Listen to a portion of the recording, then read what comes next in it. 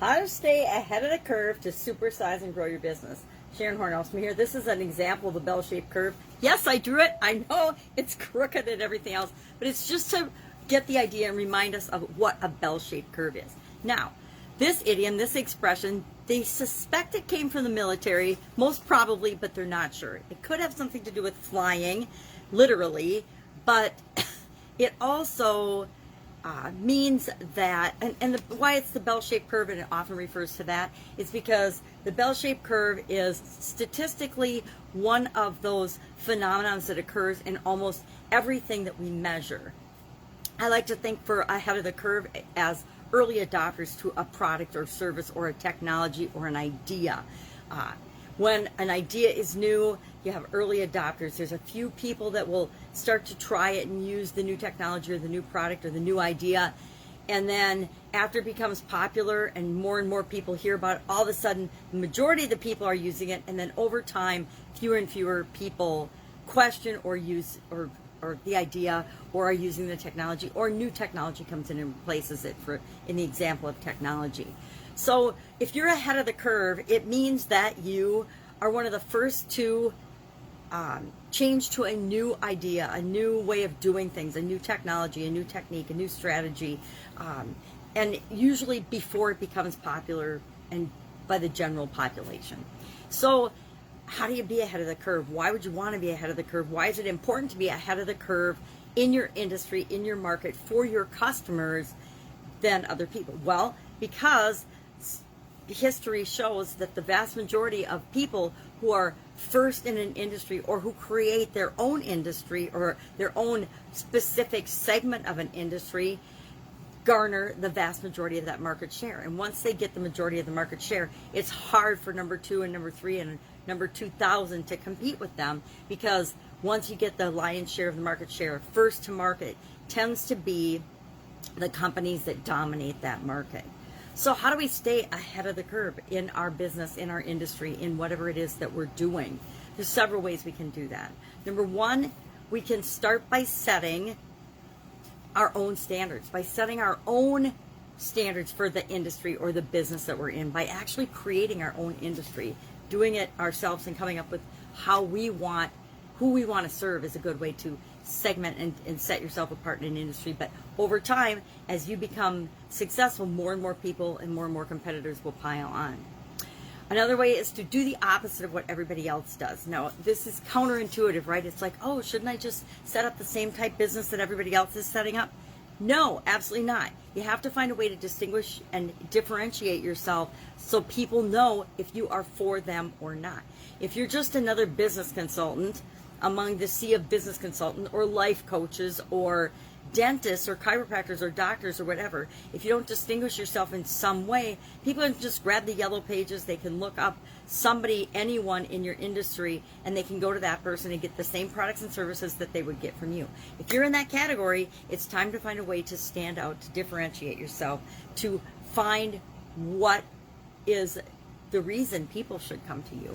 So you want to do the opposite of what everybody else is doing. Now this, again, I've done most of my life, and sometimes it gets me in trouble, but for the most part, it keeps me out ahead of what other people are doing in my work life or in my home life, etc. My son was in school, and he had learning differences, and we wanted to be able to use a laptop computer for him. I wanted to be able to have him use the technology that was available to help him more easily succeed in school versus struggling. And we were ahead of the curve before our time, and it was a big battle with the school system. I mean, a continuous battle. Maybe you can relate if you've had learning differences or challenges yourself, or if you wanted to do something different than the way everybody else was doing it, you might be able to relate to what I'm talking about. But we ended up not being able to do that, and only less than a decade later, less than even 5 years later, every kid at the school had a computer and was able to use a computer.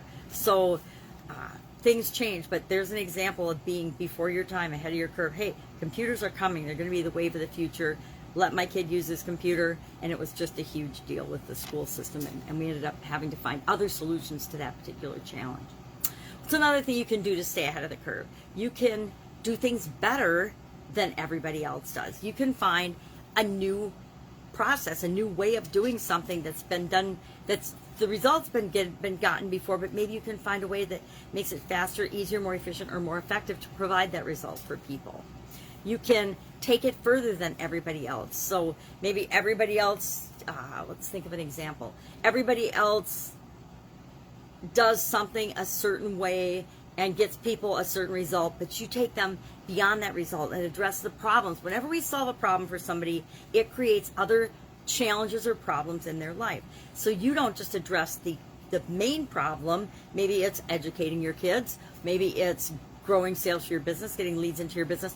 You take people a step further and you continue to help them even after getting them the first result or helping them get the first customer. You don't just help them get the first customer, you help them get the first 1,000 customers. Whatever it is, take it a little bit further for everybody else. You can be ahead of the curve by doing the unexpected, the new, the different, by doing things differently, by changing things up. One of the fastest, easiest ways to do this, I found, was taking something that you learned in a different industry or a different business and applying it to your current business. It is so amazing to me that more people don't do that, because the skills and the abilities that we learn in any job or business are almost always transferable to another business. If I learn how to lead a team in one business, I can go to any organization, any business, either with respect to my business or my personal life, any group or club or organization that I might want to join, and I can be and transfer those leadership skills, those team leadership skills that I learned to that organization. So that's one of the quickest ways to do that too. And then you want to make sure that you're dominating your field. The niche, the group of people that you choose to serve in your industry, in your field, you want to be the go-to expert in that area. What are some of the actual practical ways you can do this? Well, you can reuse existing resources in new and different ways. One of the things I liked to do was take the waste. I have a lot of experience in manufacturing. I like to look at what were the byproducts of the products we were manufacturing and producing, and what else could we do with that waste. In the bakery industry, if the loaves of bread didn't look perfect, we wouldn't sell them to our primary customers, but we could sell them to a feed manufacturer who made food for animals, actually pig food primarily, but food for animals. So we took the waste that was over $500,000 a month in just, product waste, food product waste alone, and we turned that into another stream of income for our business. You can reposition yourself by meeting your customers' needs better. So take the group of people that you serve and find more different creative ways to solve their problems and serve them better. Maybe you improve the customer experience and they have a better customer experience with you than anybody else in the industry, and that's your differentiation point. Rethink your own value proposition, what it is that you provide for people, what's the value of that to them. You can embrace the wisdom of the crowd. Again, everybody's got you niching down narrower and narrower and narrower, but when we do that, we find that we're serving maybe 1% of the population, and we need to do that when we get started. But as we get going in our business and want to supersize and grow our business, we want to appeal to more and more people. So we can pick other groups of people and pockets of people to serve to the best of our ability and give them exactly what they want.